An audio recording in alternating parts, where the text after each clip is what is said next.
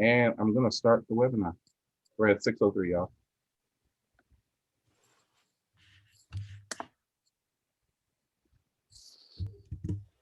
And we have people joining already.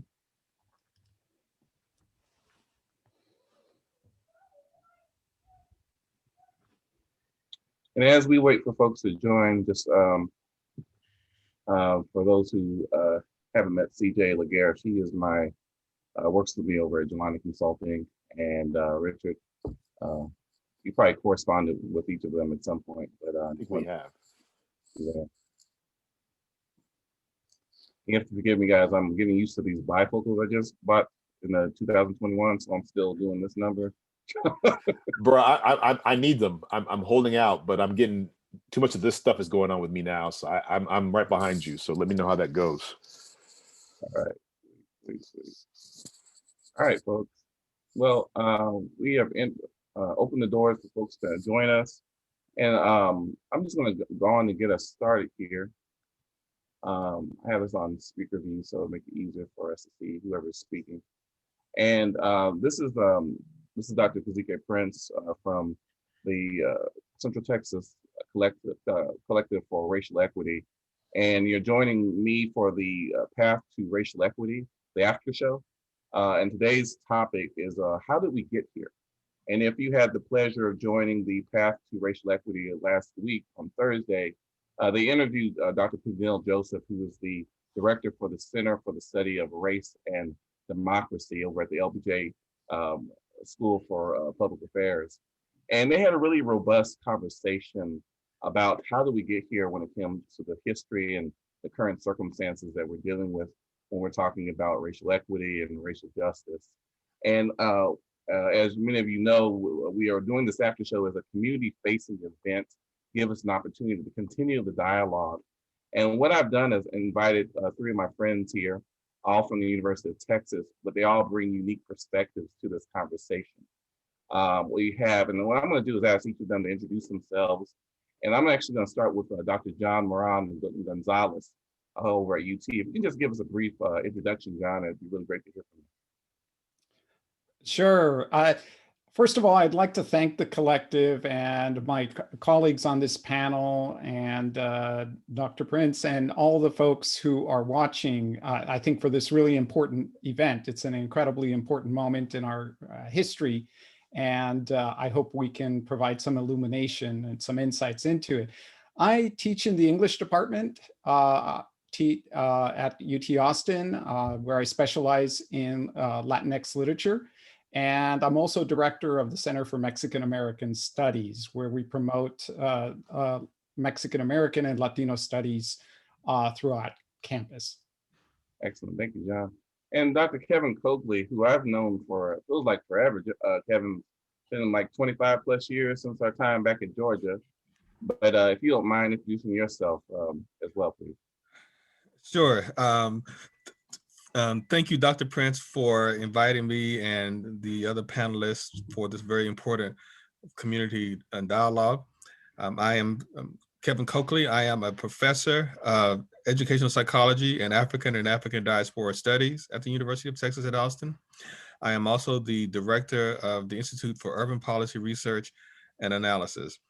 I am a psychologist by training, a counselor psychologist, and my area of focus is in what we would call African American or Black psychology. And I look at issues pertaining to achievement, race, and I'll just sort of leave it at that, but I'm very happy to be a part of this discussion. Cool, thank you, Dr. Cokley. And Dr. Reddick, I've known you for a number of years as well. We've partnered on a number of projects, particularly the Mayor's Task Force on Institutional Racism and Systemic Inequities. And you are co-chair of the Education Working Group. And if you don't mind just doing a brief introduction as well. Yeah, thank you, Dr. Prince, for the invitation. And I'm excited to be here with John and Kevin, my colleagues who I collaborate with often. But yeah, I'm Rich Reddick. I am the Associate Dean for Equity, Community Engagement and Outreach at the College of Education at UT Austin. I'm also a professor in Education Leadership and Policy and African Diaspora Studies by courtesy. I'm also an Austinite. I went to high school here and from Southeast Austin, Dove Springs in particular, 78744. Graduated from the former Johnston High School and was in exile for 12 years before I came back to UT in 2007. I've got 2 kids. My wife is a actual straight up Austinite. She was born here. And yeah, my work focuses on cross-race mentoring. I study concept of cultural taxation, which is the extra labor that Black and brown people tend to do in institutions that are predominantly white, that is not compensated.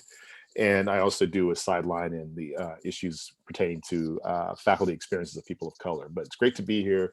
I was excited to work with you and the Mayor's Task Force and also with the collective. So it's good to be here. Looking forward to the conversation. Thanks a lot, Dr. Reddick. And this last but not least, I want to give CJ Laguerre opportunity to introduce herself. She actually collaborates with me in my other role as a business person, as an entrepreneur on Jelani Consulting. And CJ, if you don't mind introducing yourself as well.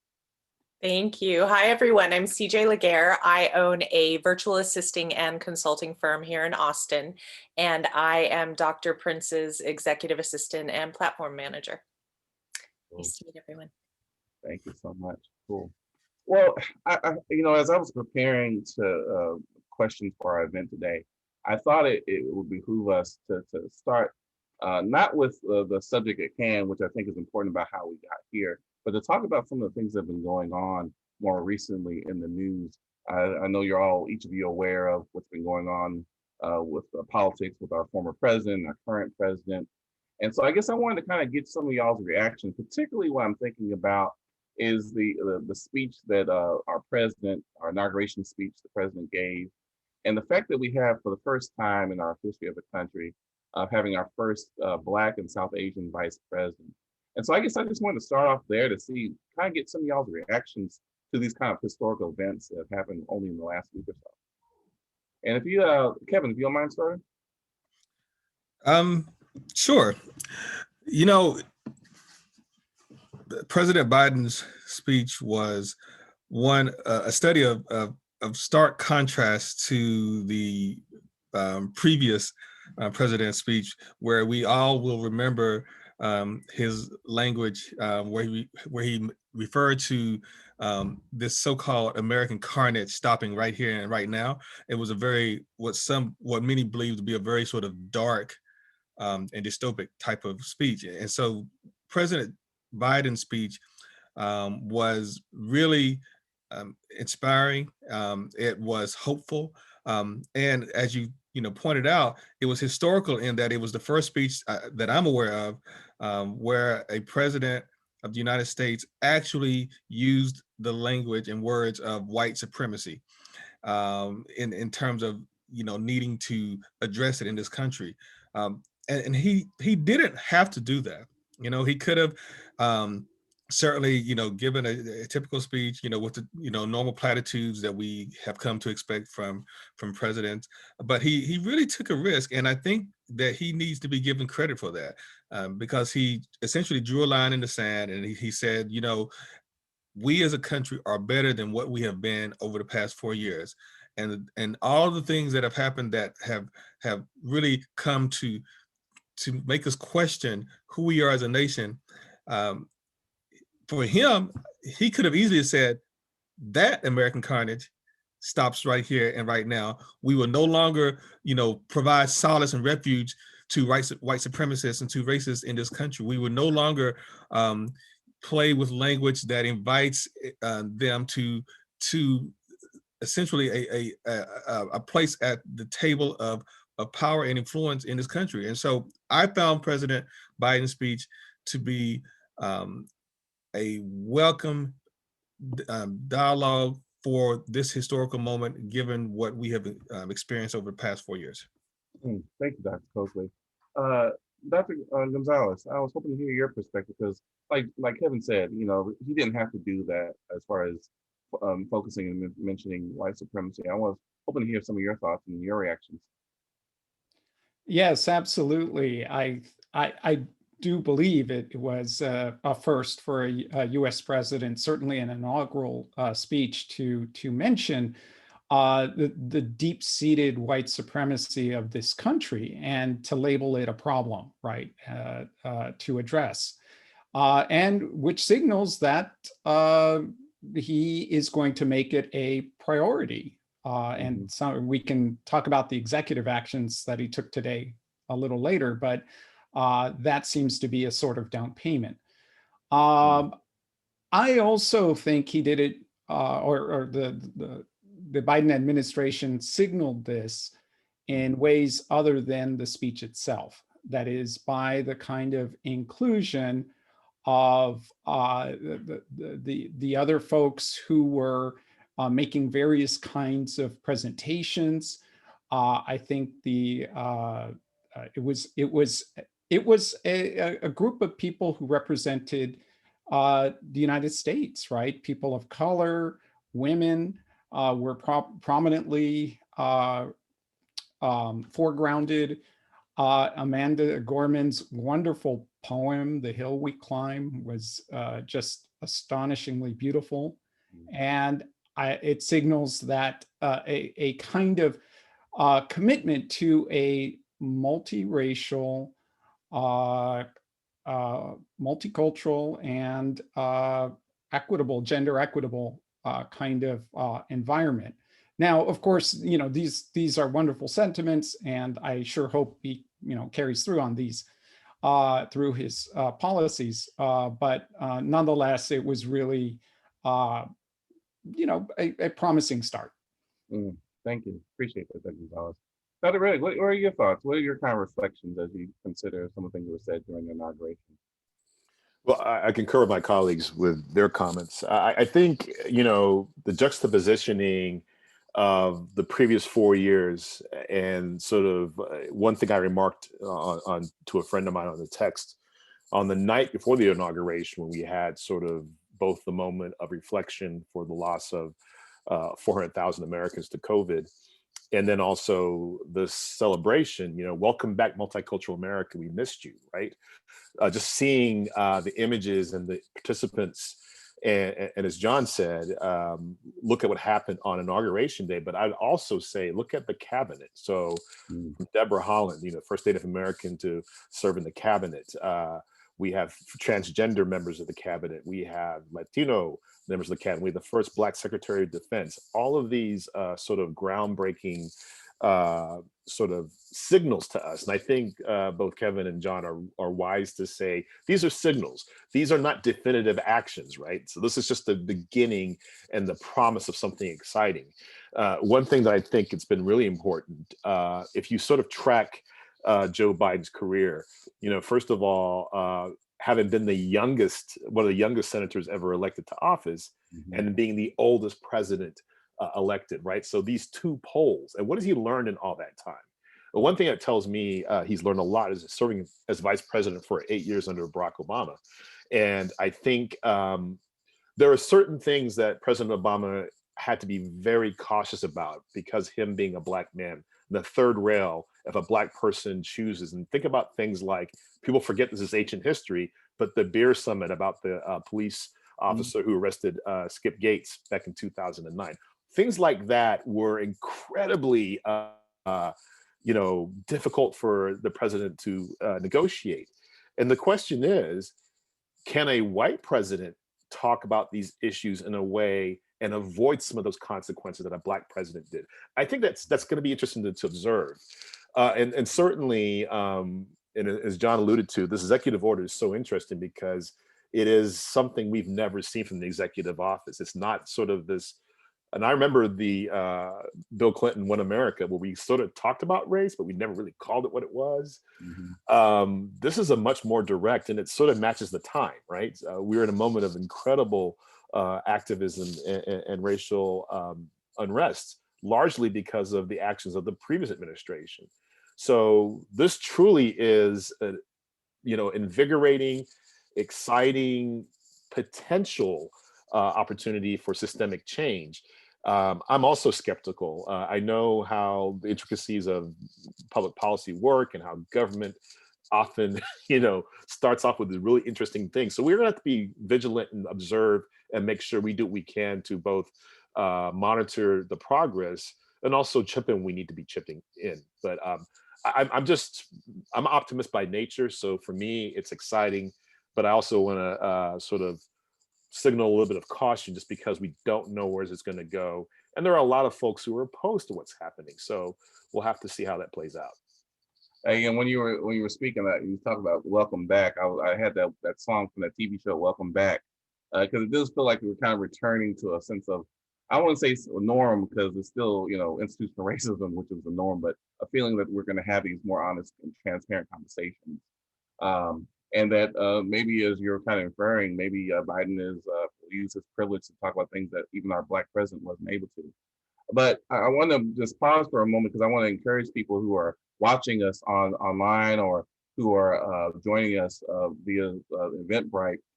If you have questions for our panelists today, make sure that you use the Q&A link on your screen to ask questions. But I do want to return to what John and Richard kind of referenced, and I'm going to start with you, John. Can I just briefly get what was your reaction to the executive order that came through today, really trying to advance racial equity, which is a 180-degree reversal of Trump's work when he was president? Any thoughts? Well, it really does seem like the beginning, potentially strong beginning of the dismantling of decades, if not over a century, of discriminatory federal policy, and specifically the executive order concerning the Department of Housing and Urban Development to acknowledge and redress the role that agency has played in redlining and racial redlining and other kind of practices that have exacerbated housing access. And so that, that's a very, very specific acknowledgement of the complicity of, not enabling that and active participation of the federal government in racial discrimination in housing. Just a couple of the other ones, of course, one included the ending of the use of private prisons for federal cases, which I haven't had a chance to read, but I sure hope it extends to the Department of Homeland Security's use of private prison facilities for immigrant detention centers. Also, the order regarding the Department of the Interior to respect tribal sovereignty. I think that's a really big one that he also acknowledged early in the earlier executive order, putting a stop to the Keystone XL pipeline. And then finally, the order, and I am unfortunately, it's a little vague on my sources on this one, exactly how anti-Muslim and anti-Asian discrimination is going to be addressed, but that is part of the other executive order. Well, thank you for that kind of overview for a lot of our audience and me, and I've heard about this, but this is actually something that's kind of been in the works for the last several days. But I think the actual signage of it today was a really big historical moment. Richard, did you want to share your thoughts on kind of reactions?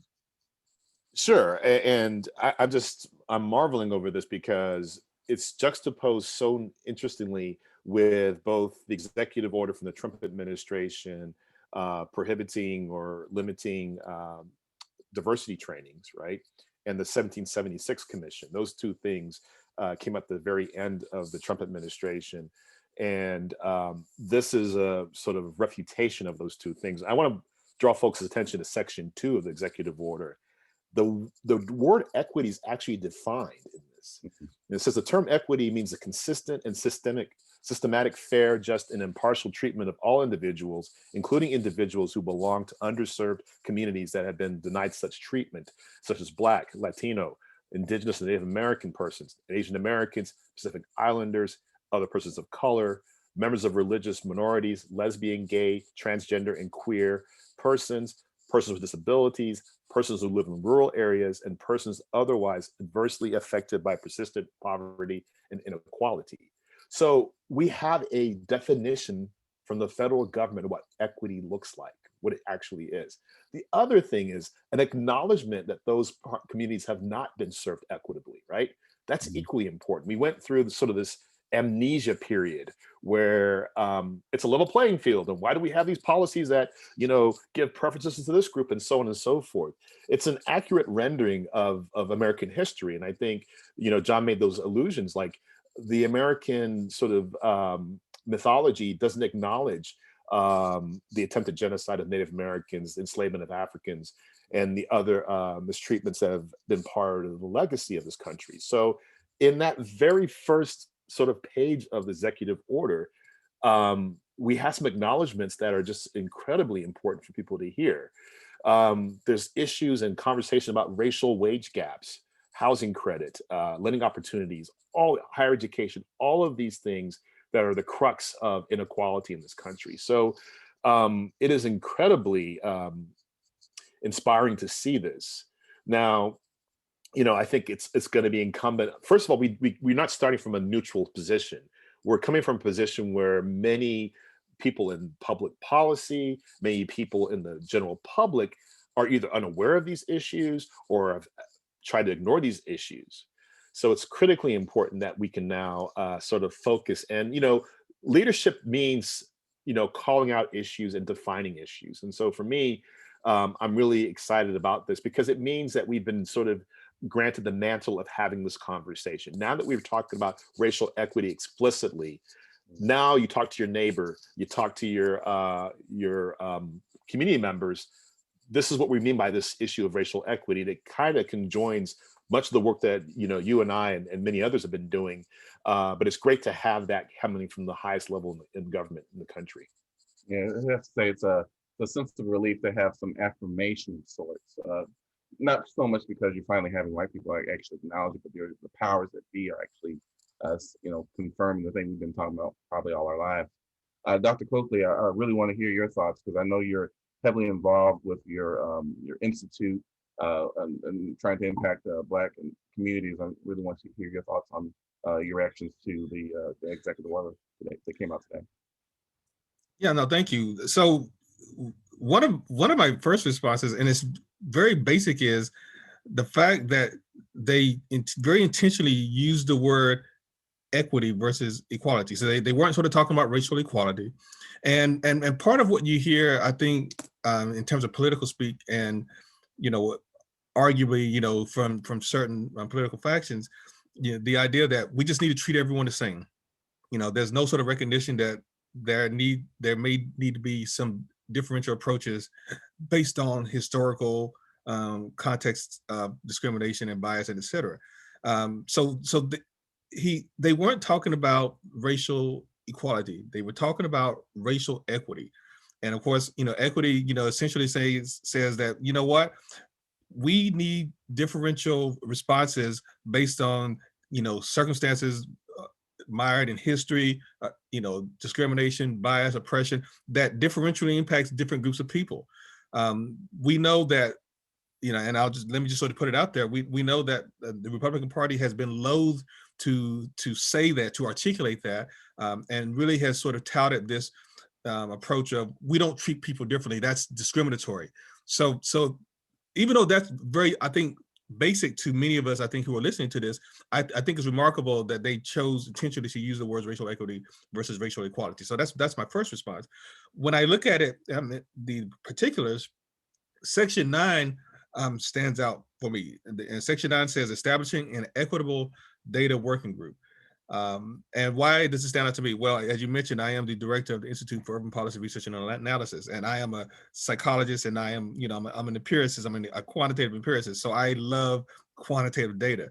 And so what this Section 9 says is that many federal data sets are not disaggregated by race, ethnicity, gender, disability, income, veteran status, or other key demographic variables. And what happens as a result of not disaggregating the data?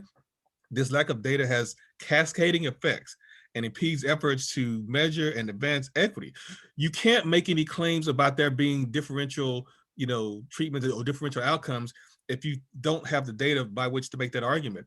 And it was not a coincidence. It was not an accident that the prior administration really did not like to disaggregate data based on these various demographic groups, because when you disaggregate the data, and if you see, inevitably you will see there are some differences in outcomes and disparities, then you are put in a situation of what are you going to do about it? And so the prior administration did not like the disaggregation of data. And so this section 9 to me is particularly important because it says, look, we are intentionally looking to see where there are disparities across these various demographic groups, because when we find them, we are going to address them. And so for me, that is particularly notable. And in my work as the director of the Institute for Urban Policy Research and Analysis, we look at this type of data and being focused particularly, on the disparities that exist amongst Black and Brown people. We have to sort of disaggregate data. Without the disaggregation of data, we would not be able to do the work that we do. Mhm. Yeah, I really appreciate your insight, especially when it comes to data, and I appreciate your reflections on just the difference between some our previous administration's approach to data and our current kind of proposal. I do want us to transition to focusing on the discussion that was had between with Peniel Joseph last week, and the theme of the discussion was, how do we get here, and the three kind of action areas or takeaways that they focused on was this idea of education, also organization and agitation. And one of the topics that came up, for those who may not have seen it last week, but one of the topics that came up was this idea that we as a nation are in the third Reconstruction. The first one happened after the Civil War. You saw the example of that was the Freedmen's Bureau. And then you have the second Reconstruction, which some would argue happened during the Civil Rights Movement with Martin Luther King and other civil rights leaders during that time. We also had the appointment of our first African-American Supreme Court justice. And some are arguing currently we're in the midst of a third Reconstruction that some would say is based off of the election of the first Black president. And the reason I mentioned each of those, and I think the argument for both those movements is that as each of those kind of developed, what you had was a backlash of anti-Black, just a lot of discriminatory behaviors and lynchings and just really awful things that had reaction. So some people will say, with the election of Barack Obama, we had now the election of Donald Trump as a kind of reaction to that situation. And so I guess I wanted to hear some of y'all's thoughts about this idea of being in a third Reconstruction. And I guess I wanted to hear specifically, I wanted to hear I guess I'm trying to make sure I form my thoughts right here, but what are your thoughts about this idea of a Reconstruction movement that we might be in the middle of? And why would this be even important to us as a country, or and here particularly in the Central Texas region? And if you don't mind, well, let's start with Richard. It's a great question, Kazike, and Peniel is a good friend, and we've talked about this. And in fact, I think me and John and Peniel were on a panel on this very topic a little while ago. So, I think one way to think about it is a third Reconstruction. Another way to think about it is an incomplete Reconstruction, right? So it seems, and you make this point very aptly, that every time there's progress made, there's a massive backlash or a massive resistance. And if history is our guide, perhaps we can avoid that. And so to me, this is really about truth and reconciliation. And we've had the examples in South Africa and other parts of the world where there actually have been these moments of reckoning to sort of acknowledge inequities and improper behavior of governments and individuals that have led to systemic oppression of peoples. And so that's critically important. I mean, the idea that we actually have the opportunity to, at this moment, really observe and use history as a guide, like to not be, sort of anachronistic and think like this is a brand new thing, but in fact, we have been here before and we've made these really important strides, only to have them rolled back by the next administration. What I've been saying for a long time is that racial equity is not a partisan issue. You can be as conservative as a day is long, you can be as liberal as a day is long, or even libertarian. But the idea of anti-racism is not something that's tied to political ideology. And so we have to do the work of unpacking that. Now, certainly, if some political identities have chosen to eschew and remove themselves from that conversation, that's one thing.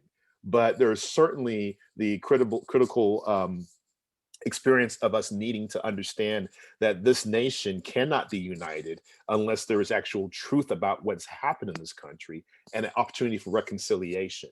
And it's almost personified perfectly in what's happening in the aftermath of the attempted coup, right?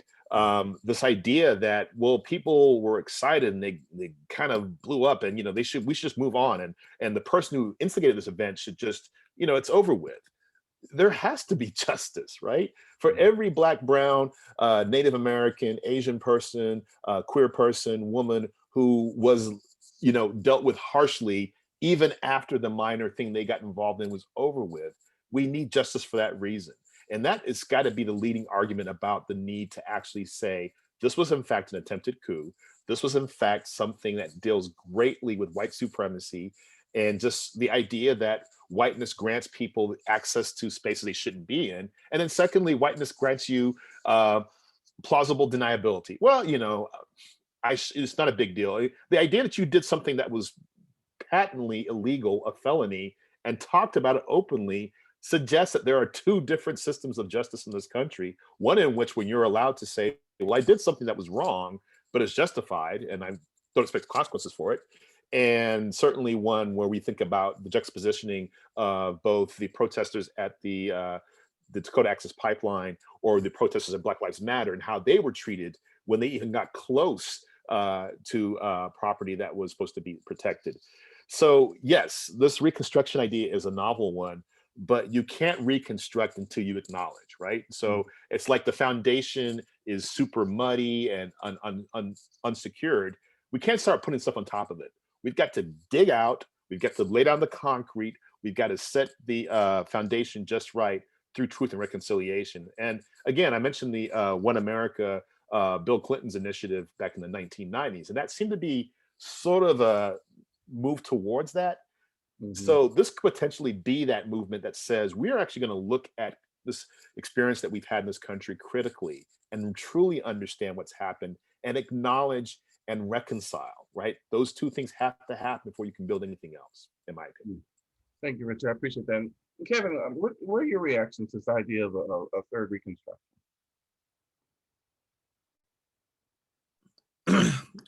Well, I think that Dr. Joseph was certainly onto something by referring to it as the third Reconstruction.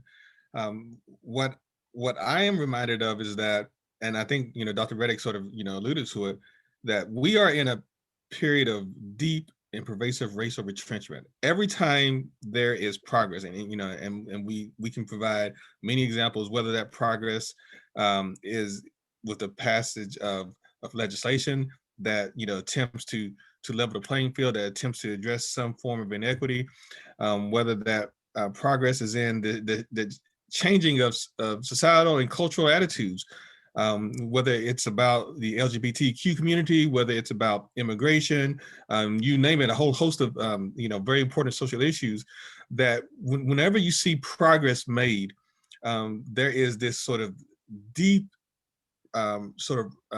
retrenchment that takes place, where you have forces that seek to challenge that progress, to undermine that progress, to neutralize that progress.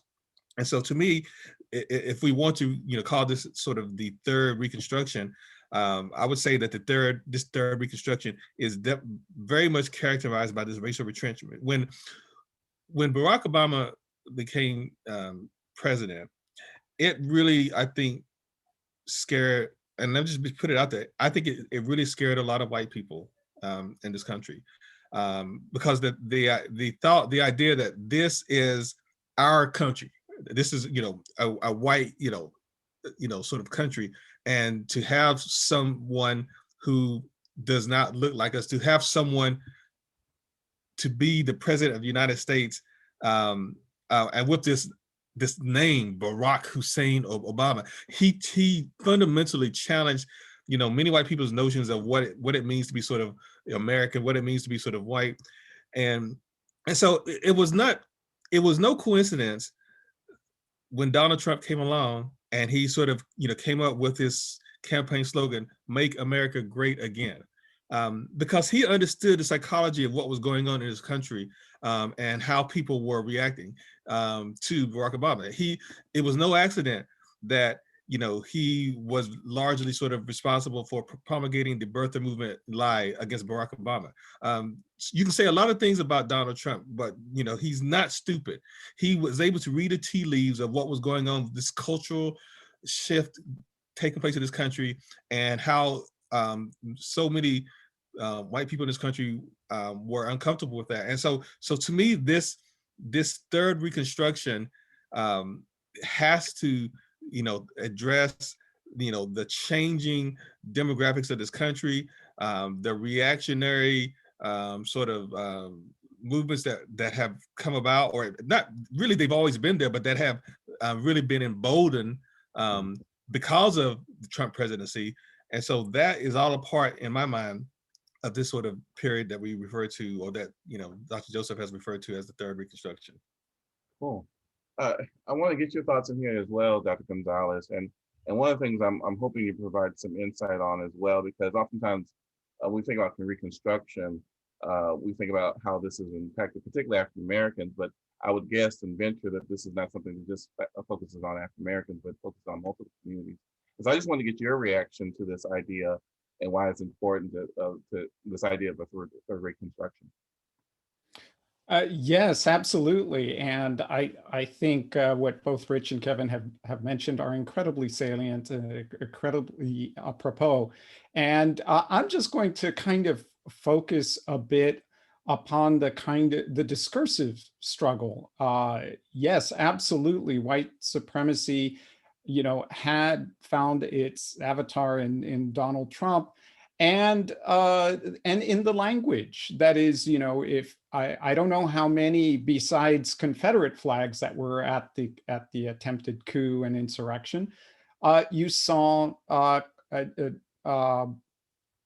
"Don't tread on me" kind of flags, the kind of icons of the U.S. Revolution. In other words, white supremacists are kind of formulating this, their backlash as a revolution. They're kind of hijacking the language of revolution, right? Because they see it in these white supremacist terms, that the first US revolution of 1776, to go back to the Trump miseducation project, is an attempt to explicitly claim the US revolution as a white revolution, as a white supremacist revolution, which of course it was. That's in that sense, they're not lying. I mean, that was actually true.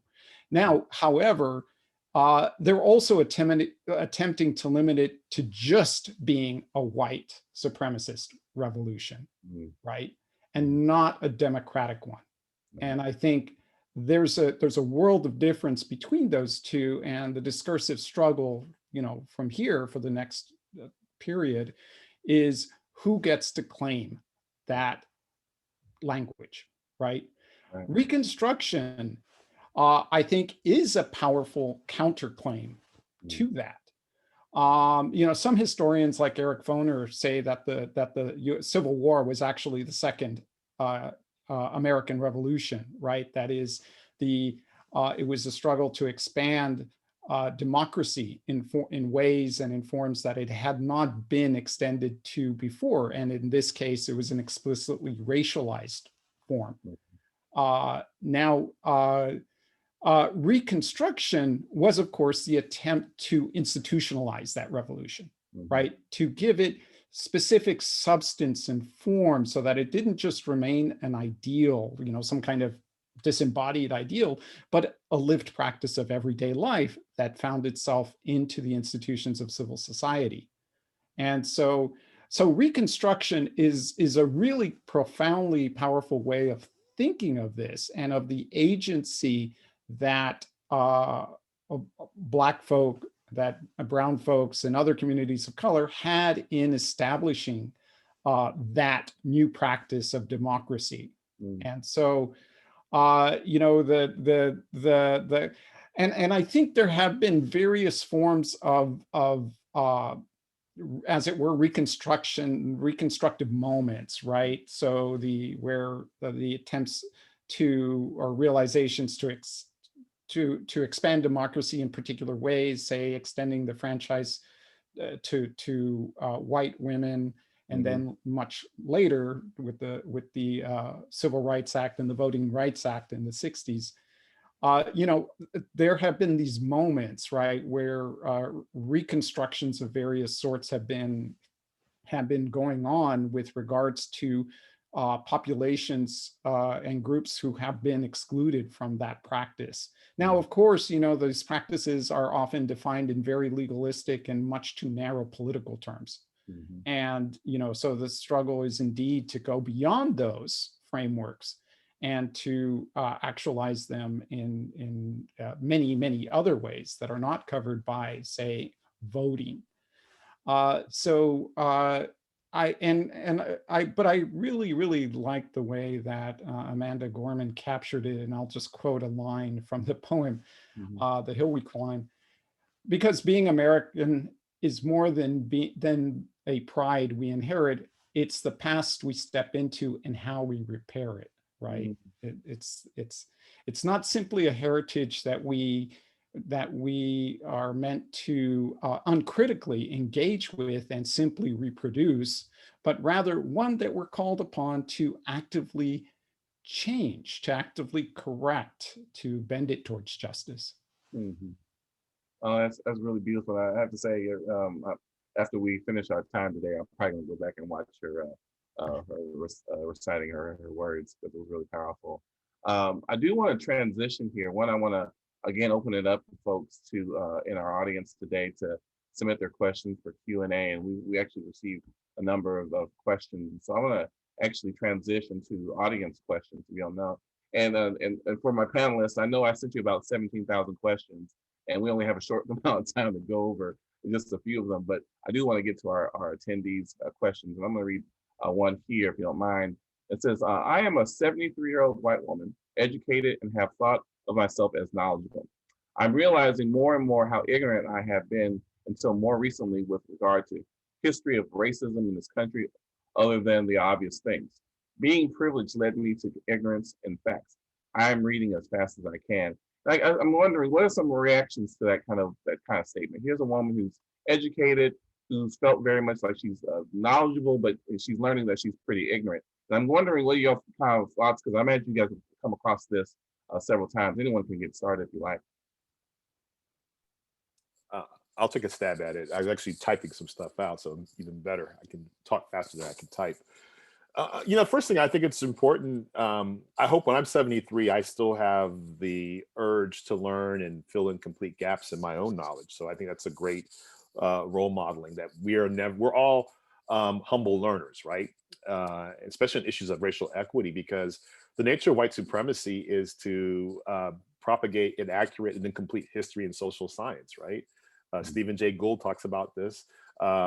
Many people have talked about the fact that, you know, the curricula that we follow, and I know both Dr. González and Dr. Cokley have been very involved in these issues, have depicted people of color as not participants, or even denigrated them, or completely ignored their contributions, right? So I think it's critical that learning never ends, and the fact that if you were educated in, as I was in Texas in the South, you probably got very favorable impressions of white supremacy via the Confederacy and how we still uphold the Confederacy, and both street names and buildings and schools. I went to my high school, Vita looks like a Confederate monument because I had so many Confederate involvements.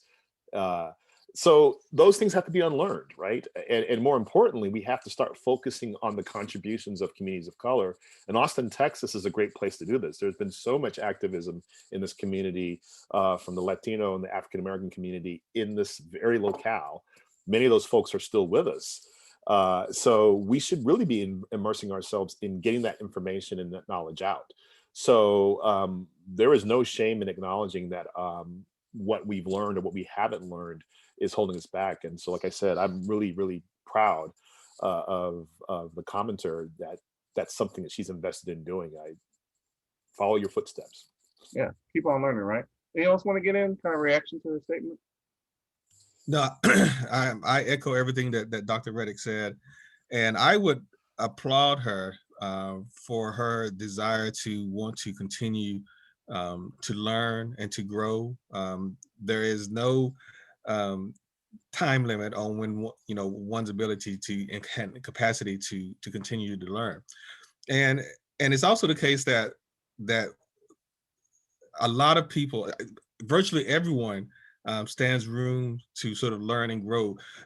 One of the things that I think became obvious after the events of the summer and everything that transpired was that there is now this yearning for people to want to learn that which they did not learn during school. Quick example. So here in Texas, I now have a much better understanding and appreciation of Juneteenth. Now, I'm not from Texas. I'm not a native Texan. I'm from North Carolina. I did not know anything about Juneteenth, through my education, and I was in school for many, many years, all the way up into getting a PhD. And I can say, I think pretty confidently that, for a fair number of Black folks for whom you would think all Black people should know and understand the history of Juneteenth, that is not the case. Given obviously the significance of Juneteenth to Texas, then we would expect that Texas would have an above average knowledge of Juneteenth. But ignorance of these sort of important historical facts, no group owns no group has sort of this ability to just own ignorance, because we all, based on the ways in which we were educated or miseducated, as it were, have a lot to learn. And so for you to sort of acknowledge that there's so much that you did not know, that you do not know, and that you are still trying to learn, I think speaks volumes about your character. And so again, you are to be applauded. Oh, thank you, John.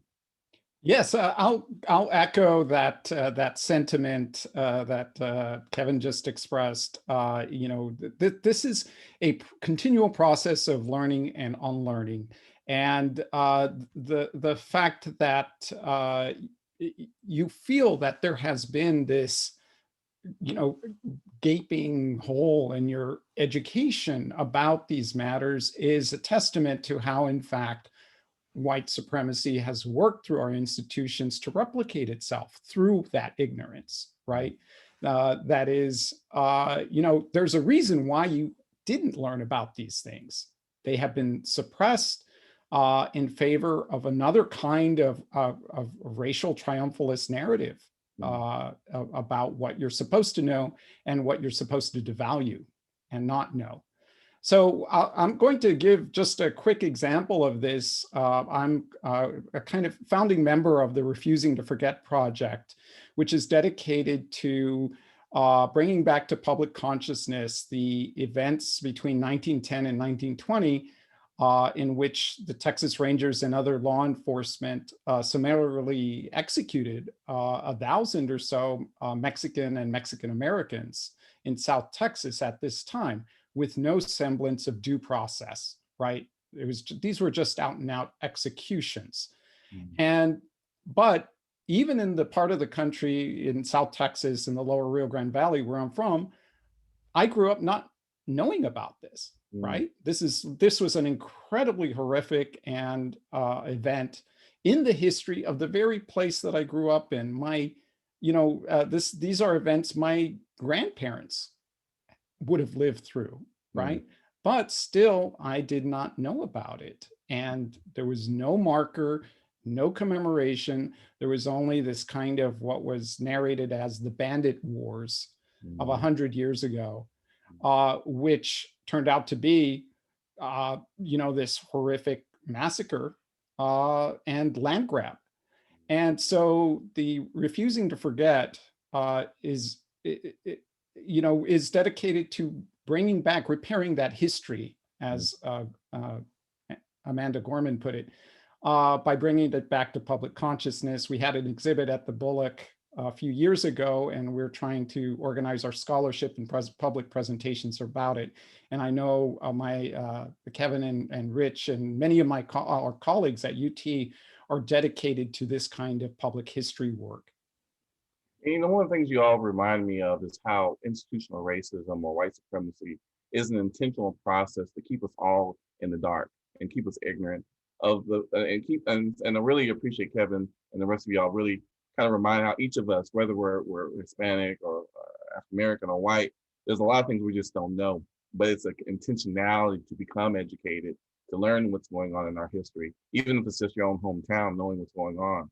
I do want to get to one more question before we see how much time we have. I want to do one more question at least and see where we are. And this one, it says, there are many news articles talking about worldwide racial unrest and participation by US-based white supremacy groups in planning action.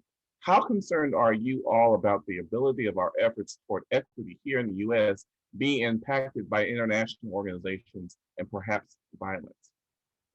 Anyone want to get out on that one?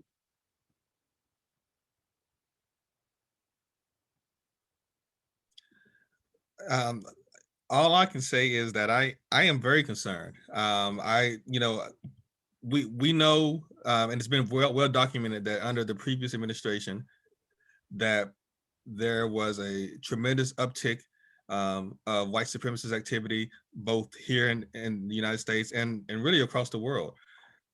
And again, I don't believe in coincidences. I don't think that was coincidental. I think that, and I've written a lot about this in my public scholarship. I think perhaps Dr. Reddick has as well.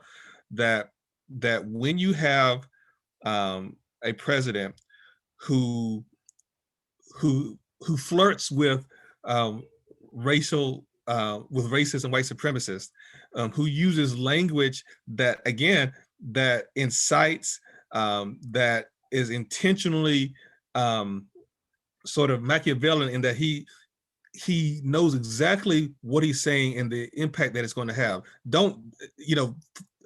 You had his defenders who believe that Trump is not racist because he did not literally utter racial epithets, because that for some people that was the very low bar of their understanding of what racism is. And I think everyone here understands that what he did was really destabilize the world. And so I am very concerned that even with him not being president and not currently having Twitter or any other sort of social media outlets, that he has laid the foundation, or he has laid the foundation for these groups across the world to continue the work that he really sort of helped galvanize. And so I am very, very concerned. And so our efforts toward equity here, I think, will continue to result in the racial retrenchment that I talked about, and we'll see it both by our politicians, but we'll also see it by those groups that are on the fringe, that are not part of the political mainstream, but who believe they are carrying out what they believe to be this sort of their own sort of struggle that really was symbolized by what they view Trump as. Mm-hmm. Definitely. Richard or John? John. Yes. Well, I think there may be, there are lots of folks who kind of would say that, well, Trump's a kind of, America first kind of rhetoric really diminished the standing of the US as a world leader. And because of this focus on kind of a, transactional suprematism, kind of. On the other hand, I think really we also have to look at how kind of white supremacy works, and the kind of white supremacy he is talking about is organized by the nation, but it's also global in scope, right? So that, similar would-be authoritarian leaders across the globe who have essentially, used the local national variants of white supremacy to consolidate their own kind of populist agendas. You know, he's a lead, you know, Trump was a world leader in that specific regard, right? And so in making white supremacy respectable again across the globe. And so that, you know, so there is this kind of, like, on one hand, this kind of the nation as a kind of preferred kind of organizational principle for white supremacy. But on the other hand, it's also global in scope. And you know, his kind of mobilization of, oh, the China virus, right, is meant to tap into all the kind of racial tropes of contagion from the yellow peril, right, that China as a would-be world contender. So he was very effective at mobilizing racial tropes, both for domestic politics, but also on the international scene. Yeah. If I could just add one thing real quickly, Sure. okay, I just think this is such an important point. So Kurt Anderson talks about the idea that, you know, Trump as an avatar, you know, if we can be very easily convinced that Trump sort of emerged out of nowhere, and once he's excised, the problem goes away. Trump is more of a symptom, right, of something that resides with us. So you think about Marine Le Pen in France, you think about Nigel Farage in the UK, you think about Urban in Hungary. There are white supremacist or white supremacist affiliated leaders across the world, right? And not the fact, you know, we can't forget, and one of the problems with American media is that we tend to be so US focused. We forget about the shootings in Christchurch, the white supremacists in Norway who undertook immense mass killings, all for white supremacy, right? And so I wrote in the chat that one of the things that's going to be interesting is the importance now, and this has been said before, but white supremacy is a international security threat, right? And the fact that one of the things interesting about the attempted coup is that people are being charged with, you know, really sort of not very serious sounding crimes because we don't have domestic terrorism policies. We don't have laws against that. Because again, think about Timothy McVeigh. Think about what happened in the shootings in the mosque in Kansas. These are events or activities that are undergone and committed by white supremacists. But our legal system is so weak when it comes to those kinds of things. But they're very good at policing Black and brown people's movements, right? But they're very bad at tracking and ending things like white supremacy that impact everybody. So I think the importance of us being more cognizant to our 73-year-old attendee who's talking about learning, we got to be knowing what's going on around the world. An authoritarian, racist, white supremacist sort of governments and movements in those countries should be observed, and we should not be thinking simply about, well, let's just hope that they stay away from Texas. No, they're coming to Texas, and we've learned anything from what's just happened with the attempted coup is that they communicate. We haven't got to the point about the foreign involvement, potential foreign involvement in the coup effort, right? Make no mistake, that was largely a homegrown effort, but misinformation and other ways that exacerbate the problem often come from other places as well. So it is a critically important point, and we should not sort of just be not in my backyard people. We should be thinking globally about this issue. Beautiful. I have to say, I'm gonna have to wrap it up here, but I want to say, first of all, this has been a really powerful discussion. It is a follow-up to the discussion that happened last week, and I want to encourage people. Thursday actually was going to be a continuation of the series, Path to Racial Equity. And the main speaker is going to be Kelly Mason, and they're talking about organizational diversity. And so I would highly encourage you to join at 5:30 at the LBJ Foundation. They'll be talking about diversity in organizations. And so there is a link in the chat box if you're interested in that. The other thing I want to bring awareness to is that the Central Texas Collective for Racial Equity is in the middle of a campaign right now to raise over $250,000 to continue the work here regionally to dismantle institutional racism and systemic inequities.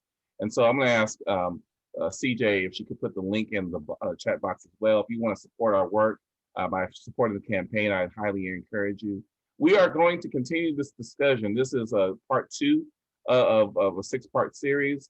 We will actually following up next Tuesday at the same time at 6 o'clock to bring together some experts in the field of organization and equity.